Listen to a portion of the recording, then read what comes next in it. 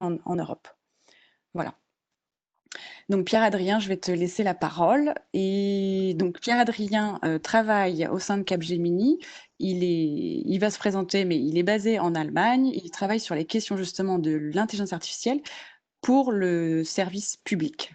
Voilà. You can start recording. Thanks. Merci Myriam. Bonjour, donc bienvenue aussi. Si jamais il y a un quelconque problème de son ou d'image ou de slide, utilisez avec plaisir le chat room pour que je m'en aperçoive, que Myriam s'en aperçoive. De la même manière, pour toutes questions, on va essayer de pouvoir les traiter au fur et à mesure ou à la fin selon le timing. Donc de mon côté, très heureux de donner cette présentation aujourd'hui. Je m'appelle Pierre-Adrien, je suis basé à Berlin et depuis septembre ou août 2019, je suis le Head of Offering de l'IA pour le secteur public, pour le groupe Capgemini. Donc vraiment une sorte de généraliste qui aborde à la fois l'IA mais aussi toute la donnée et l'utilisation intelligente de cette donnée dans le cadre du travail d'administration publique très différentes. Ça peut être tout ce qui a trait à healthcare en ce moment, évidemment très important, mais aussi toutes les social welfare agencies comme un Pôle emploi ou aussi la CNAF. De la même manière aussi, du coup, divers ministères ou des villes, des administrations de villes sur tout ce qui est Smart City, etc., mais aussi les autorités de sécurité et de défense. Et cela avec un spectre vraiment global et au carrefour entre tech et politics, qui est très important pour moi et par rapport à mon profil, venant moi-même des études de sciences politiques, j'essaie d'incorporer en quelque sorte cette rencontre entre data scientists et political scientists, qui est, selon moi, une des clés de pourquoi, en fait, on n'a pas eu un AI winter, comme ça a été le cas lors des dernières décennies. Évidemment, il y a aussi toute la puissance de la technique et de la technologie qui vient aussi là. Mais pour la première fois, on a évidemment des gouvernements qui s'en chargent, qui essayent de construire une vraie stratégie à l'échelle nationale et internationale. Donc la pluridisciplinarité, le fait d'adopter vraiment des réponses globales pour des challenges globaux, notamment sur l'éthique, mais aussi la responsabilité au sein de l'IA et certains droits citoyens. On a aujourd'hui des lois européennes, un cadre juridique européen, et donc forcément, il faut aussi aborder toute la question juridique de l'IA à l'échelle européenne aussi, en plus de l'échelle régionale et nationale. Et ensuite, évidemment, aussi, le fait de penser l'IA, c'est aussi appliquer la donnée, mais là-dessus, on y reviendra. Et évidemment, voilà, donc en gros, là où on commence, et vraiment l'un des plus grands messages, et qui a trait aussi évidemment à l'importance de la citoyenneté dans le cadre de l'approche de l'IA, c'est la donnée. On rentre très souvent à Capgemini, mais aussi ailleurs, dans des meetings, dans des rencontres avec des clients ou avec des panélistes avec lesquels on discute d'IA. Et à la fin, souvent, on termine à parler du management de la donnée parce que c'est là où tout commence. Et donc, cette photo notamment ou cette image le représente très bien selon moi parce que c'est dans le cadre d'un projet Smart City en France, à Dijon.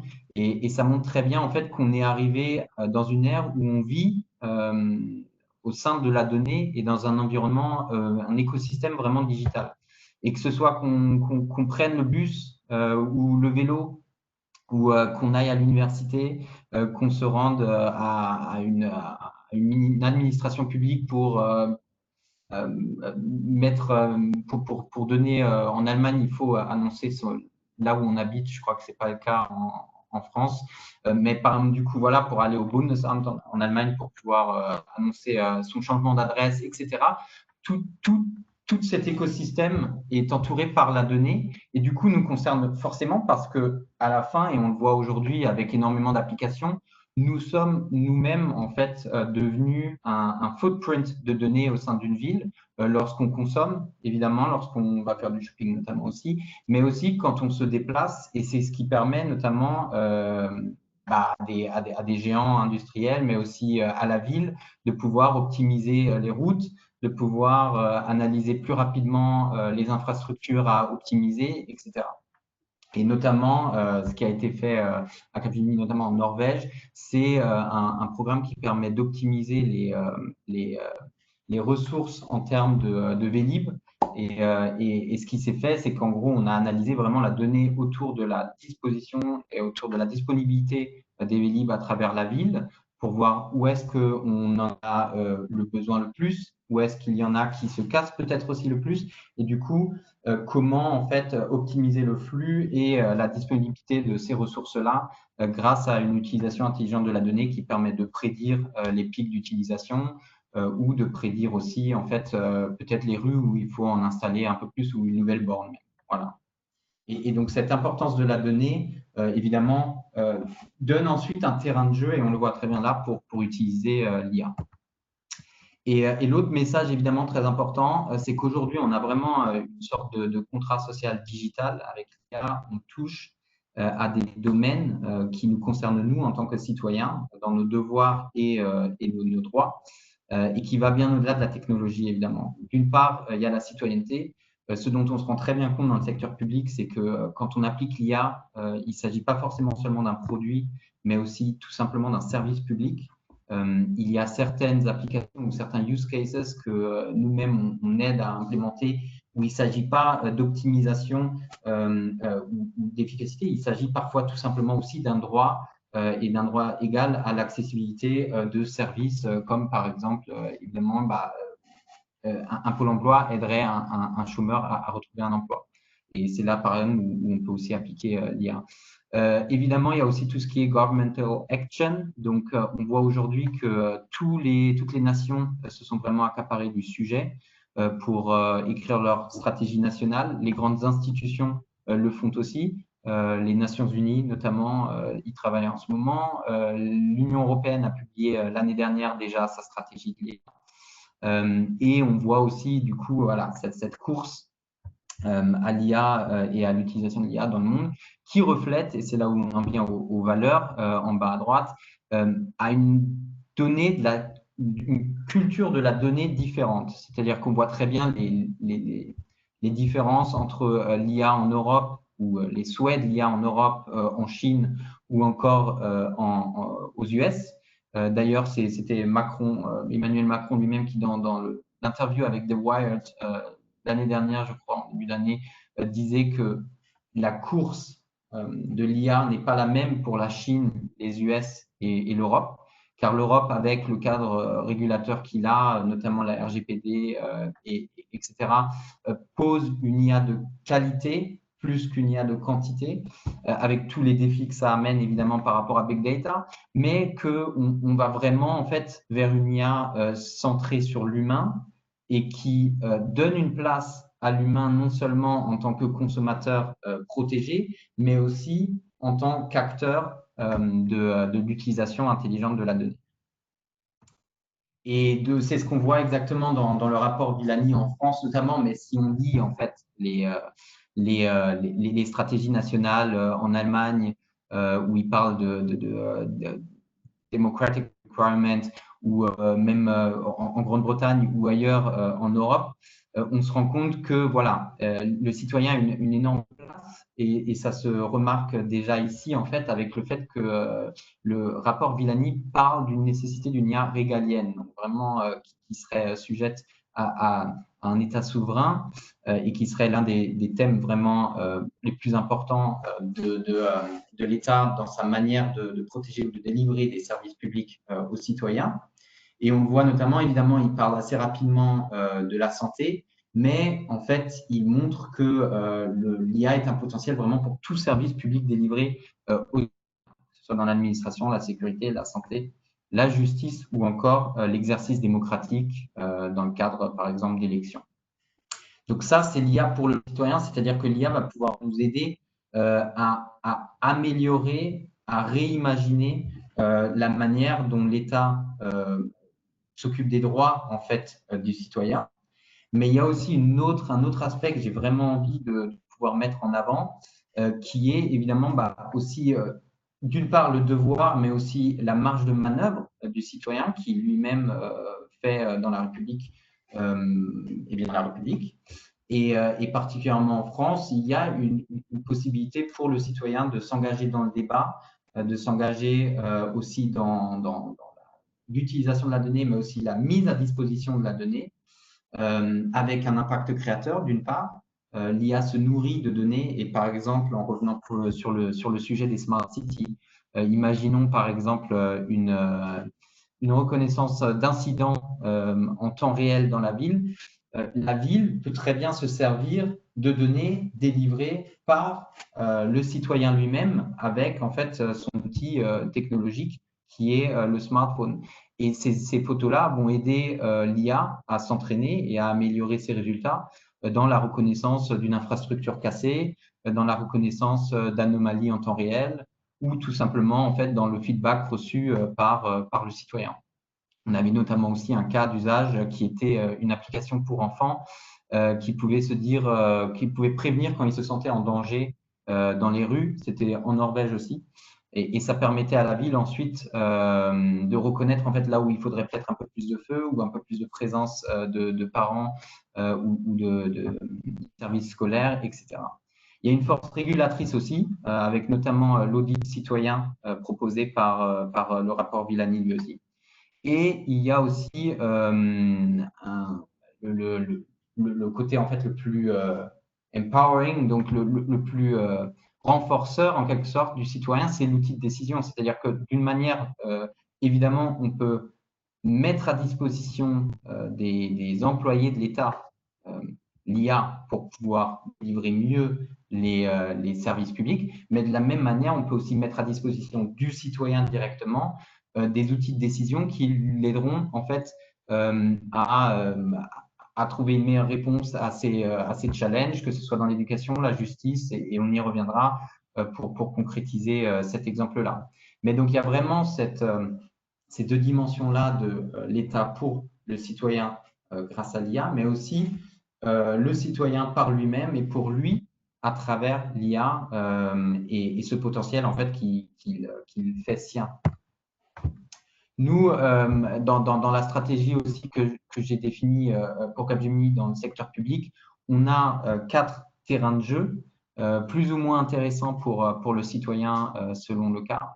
Dans un premier temps, l'automatisation intelligente de processus, donc tout ce qui permettra, grâce à Robotic Process Automation et grâce à l'Intelligent Process Automation, d'améliorer des processus, d'automatiser au plus les processus les plus triviaux pour permettre plus de temps aussi à l'humain de s'occuper des sujets les plus compliqués et les plus complexes.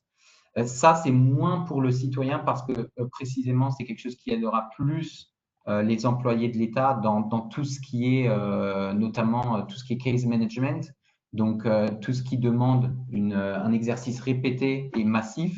On sait aujourd'hui que beaucoup de pays en Europe manquent de personnel au sein de l'État.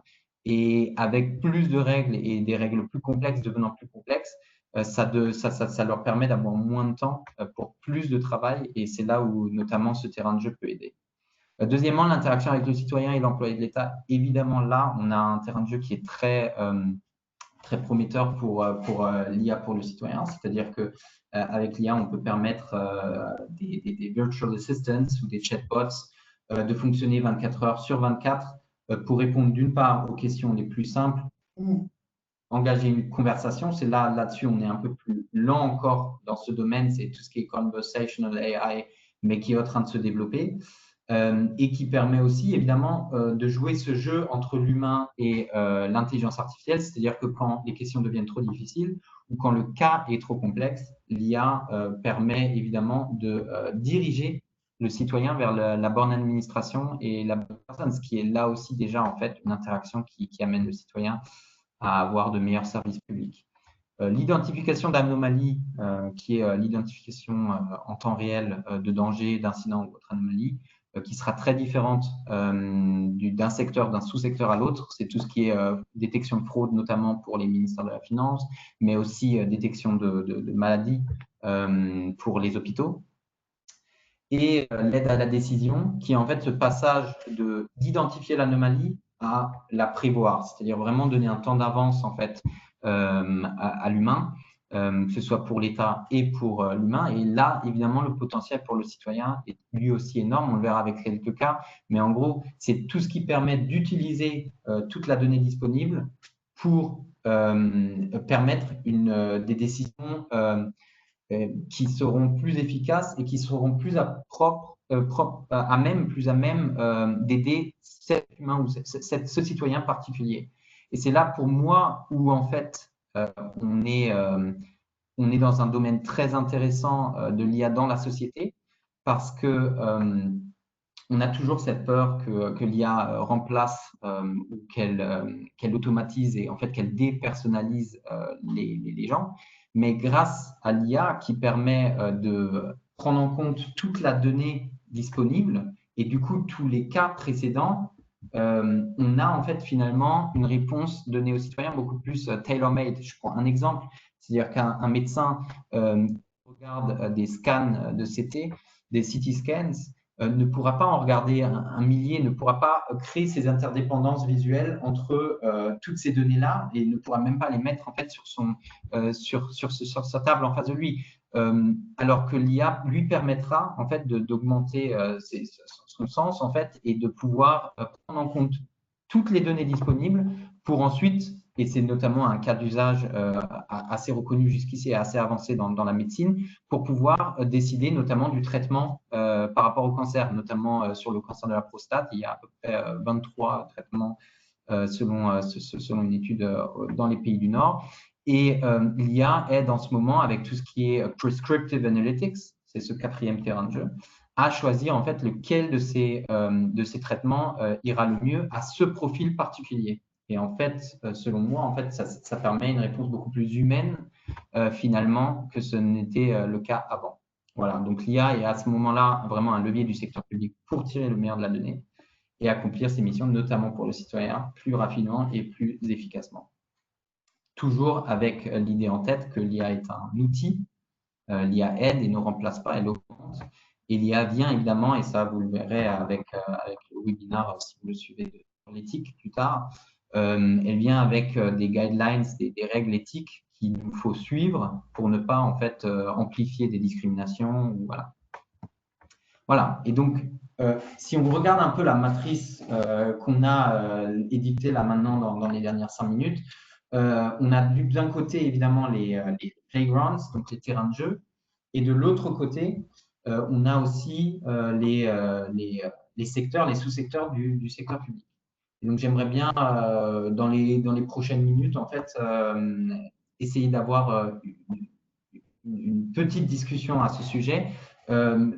Libre à vous d'écrire dans le chat, en fait, des cas d'usage que vous pourriez imaginer intégrer ce tableau par rapport aux playgrounds, pour pouvoir aussi en discuter peut-être à la fin dans 10 minutes. Et répondre aux questions. Donc, je vous laisse 30 secondes, je continuerai ensuite, mais évidemment, par la suite, vous pouvez continuer à remplir le tableau. Voilà, j'attends, je vois.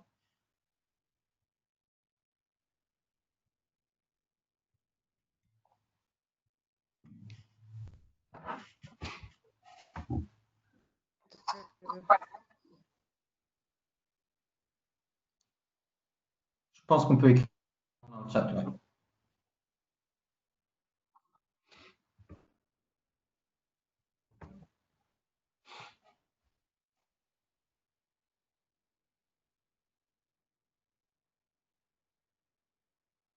Ok.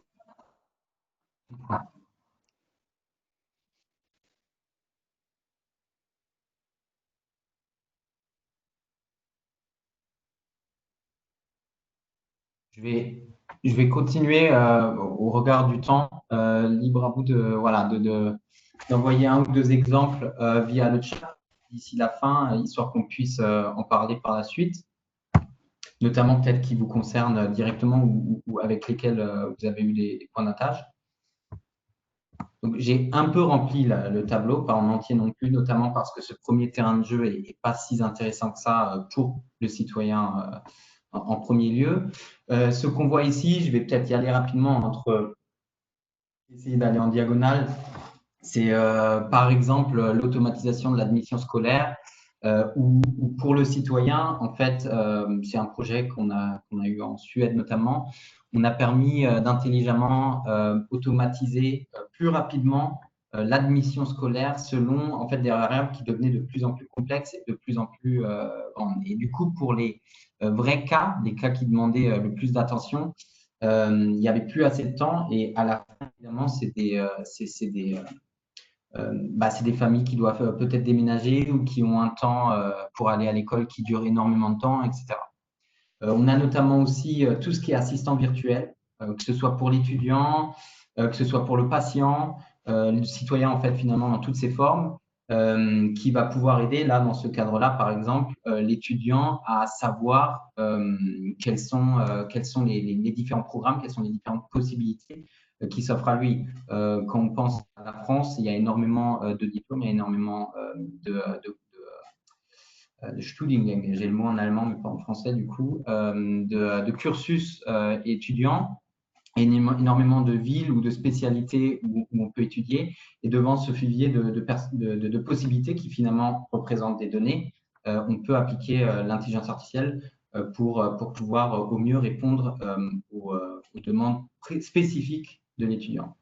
Et pour prendre un dernier exemple, par exemple, la détection d'online hate speech est une détection d'anomalies qu'on peut permettre avec l'IA, c'est-à-dire que l'IA va pouvoir parcourir les réseaux sociaux, dont Twitter, pour pouvoir reconnaître quelque chose qui finalement est réprimandé par la loi, c'est-à-dire que la haine raciale et la haine peut avoir un énorme impact hors ligne. On le voit en ce moment malheureusement à nouveau, mais il peut aussi l'avoir en ligne, et il y a énormément d'initiatives qui permettent du coup d'identifier rapidement ce genre de cas qui mènent au suicide, à des mouvements de masse, de harcèlement, etc.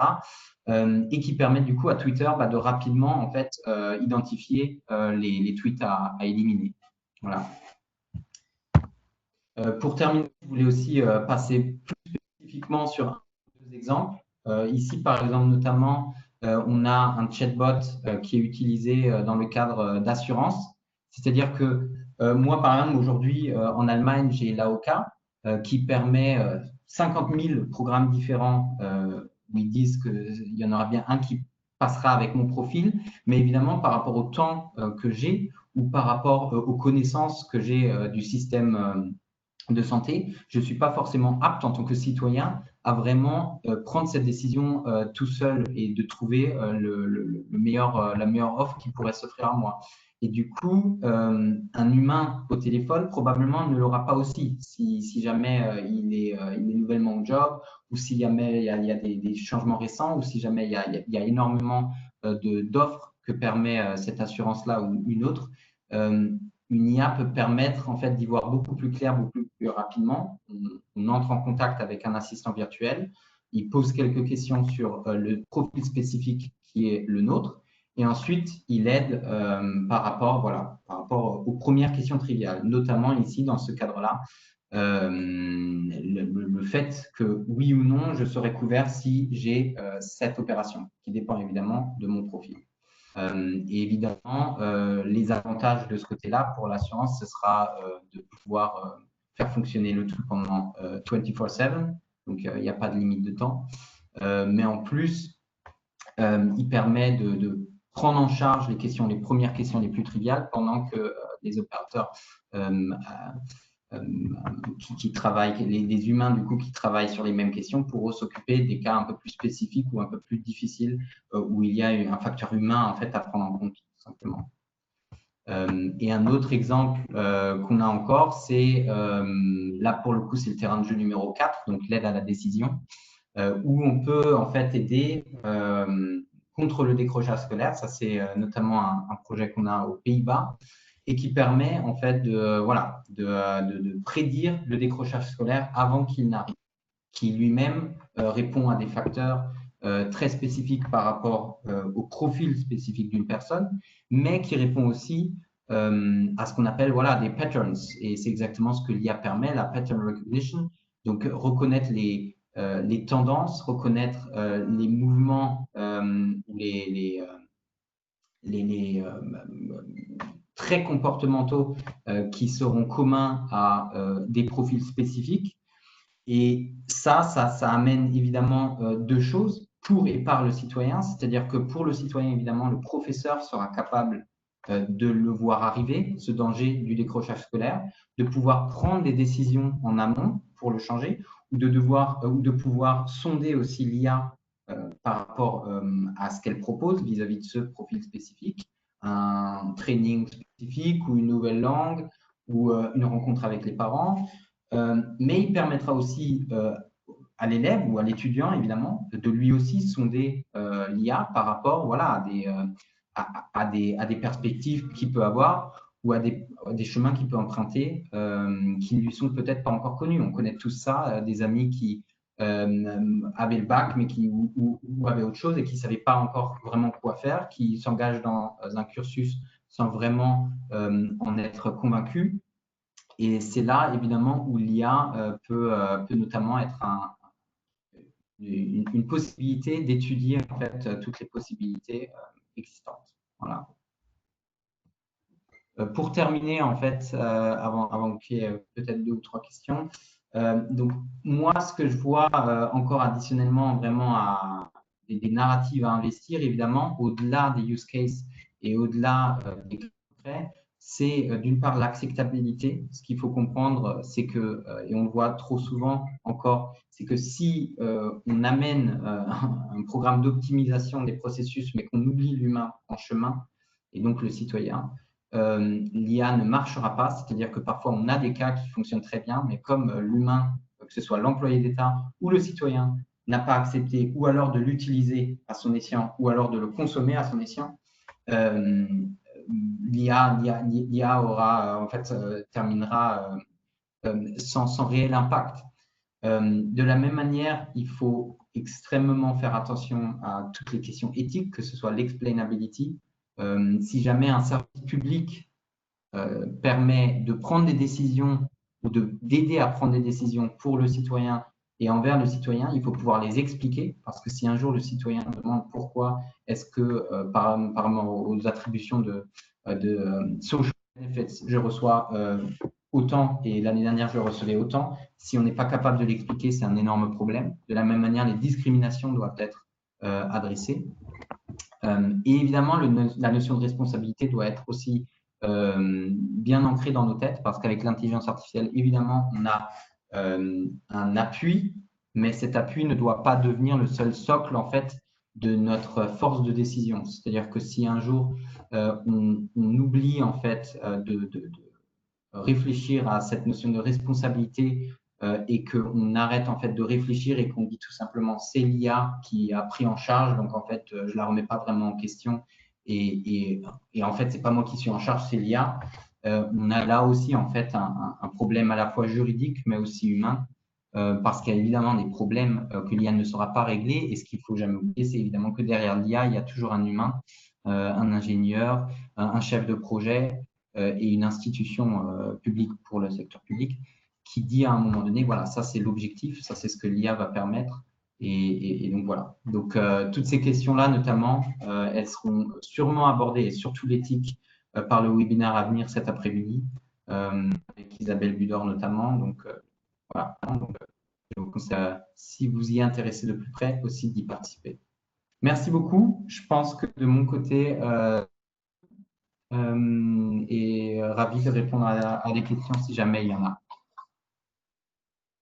Merci Pierre-Adrien. Alors, juste pour revenir sur la question des cas d'usage, parce que du coup, il y a eu quelques réponses orientées plutôt sur la justice et la santé.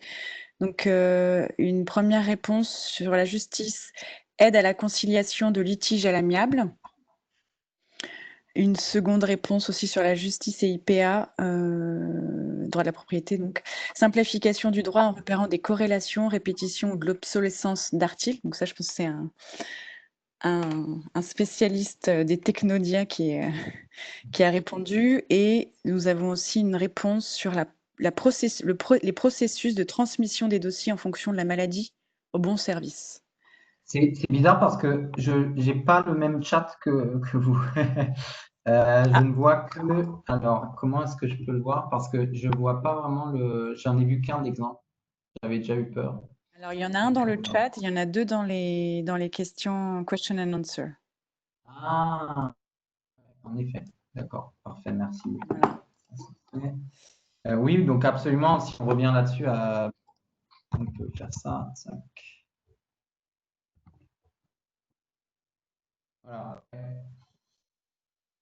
Oui, donc évidemment, du processus de transmission des dossiers en fonction de la maladie au bon service, ça sera forcément, voilà, très facilement en fait de l'automatisation intelligente de processus qui permet, ouais, en effet, de faire parvenir le bon dossier où en fait il s'agit de seulement avec Cognitive Document Processing ou NLP, Natural Language Processing, de lire en fait certaines cases pré-remplies et de reconnaître en fait de quoi il s'agit d'une part, d'en analyser le contenu pour savoir si toutes les informations sont là et de savoir ok quelle est le prochaine étape. Et ça, il y a énormément de technologies comme le process mining et du coup forcément tout ce qui est computer vision, natural language processing, etc., qui permettent en fait de faire une lecture intelligente des dossiers et d'automatiser au plus. Évidemment, à la fin, quand une décision doit être prise, il faut l'aval d'un humain, mais notamment en Allemagne, en fait, le formulaire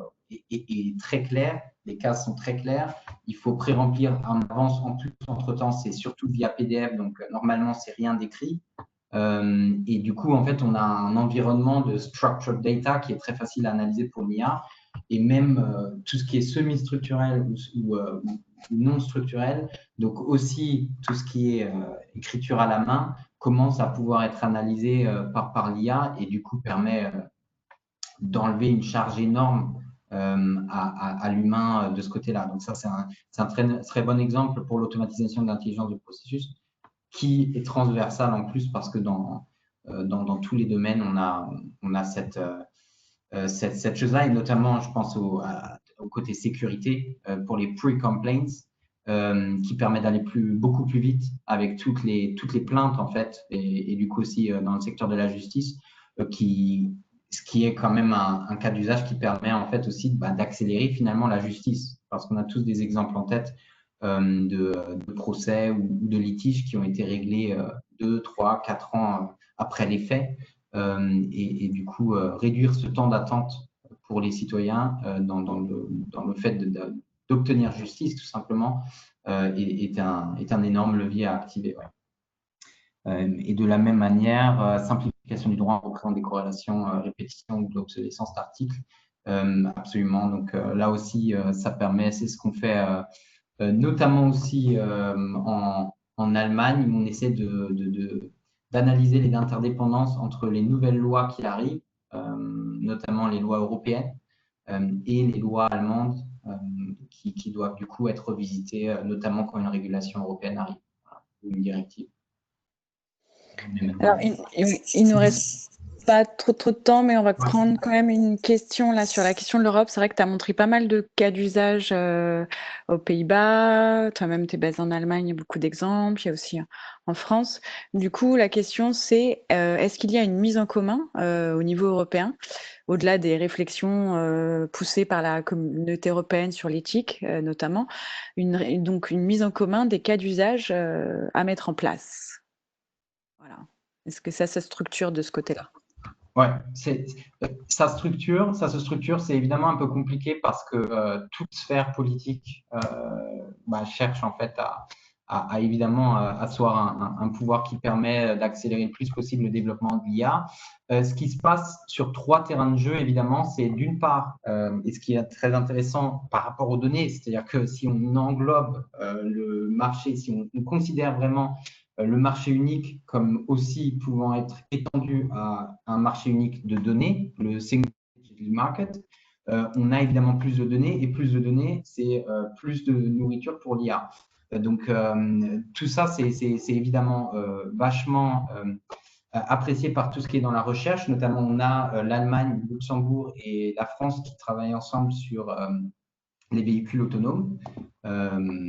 C'est quelque chose qui existe beaucoup déjà dans certains secteurs industrialisés, moins dans le secteur public. Ce que fait l'Union européenne, c'est qu'elle essaye de mettre autour de la même table les acteurs d'un même profil, notamment autour de la santé, ça marche très bien, mais aussi tout ce qui est police. Il y a eu un European Police Congress cette année qui se tenait d'ailleurs à Berlin. Et il y avait énormément de panels sur l'IA, notamment accompagnés par des commissaires et des employés d'État de l'Union européenne, des fonctionnaires européens, pardon. Ça arrive évidemment. Et sur les stratégies nationales, mais pour l'instant, on en est vraiment au début encore. Évidemment, l'Union européenne essaie de se poser la question comment est-ce qu'on peut créer une gouvernance de l'IA à l'échelle européenne. Donc voilà, il y a ces trois. Et évidemment, quatrième point aussi, les fonds d'investissement. C'est-à-dire que l'Union européenne essaie de mutualiser les fonds d'investissement parce que la donnée n'a pas de frontières. Les start-upers, souvent, n'ont pas de frontières non plus. Et du coup, il faudrait absolument, en fait, voilà, que l'IA appliquée en Europe n'ait pas de frontières non plus. Donc voilà, il y a ces quatre. Dans la recherche, dans l'application industrialisée, dans la gouvernance et dans la sectorisation en fait des cas d'usage de l'IA d'un sous-secteur du secteur public à l'autre. Ok, merci beaucoup pour ces éléments et cet éclairage. On n'a pas d'autres questions, sauf si j'utilise mal. A priori, non. Je propose qu'on clôture le webinaire, sauf si vous avez encore des questions. N'hésitez pas à les poser dans le chat. Voilà, je vous ai remis dans le chat également le lien d'inscription, parce qu'il est encore temps de s'inscrire, dont on parlait tout à l'heure sur IA éthique, avec à 18h ce soir. Donc, ce jeudi, on aura une session dédiée aussi avec France Digital sur l'écosystème européen, les guidelines communauté européenne et comment les startups de l'IA s'en sortent sur tous ces sujets-là, avec un retour d'expérience d'une startup qui s'appelle Namer. Et on lancera aussi la deuxième édition du Women in AI Award. Voilà. Et vous pouvez retrouver également tous les workshops de Exploria sur leur site internet dédié que vous retrouvez facilement sur le web. Voilà, je vous remercie à tous. Merci Pierre-Adrien. S'il n'y a pas d'autres questions, je propose qu'on clôture la session. Ouais. Et elle sera disponible. Voilà. Vas-y, je t'en prie. Oui, évidemment, vous pouvez me contacter pour toute question, vous nous contacter sur le Perform AI Team sur Capgemini. On sera ravis de poursuivre la discussion. Voilà. Et la session, je confirme ce qu'on m'avait posé la question. Toutes les sessions d'aujourd'hui seront disponibles en replay sur notre site web et également sur le site Exploria. Voilà, donc juste sous quelques jours, le temps de packager tout ça, mais ce sera prêt. Merci beaucoup à tous pour votre participation. Bonne journée. Au revoir. Au revoir. Merci.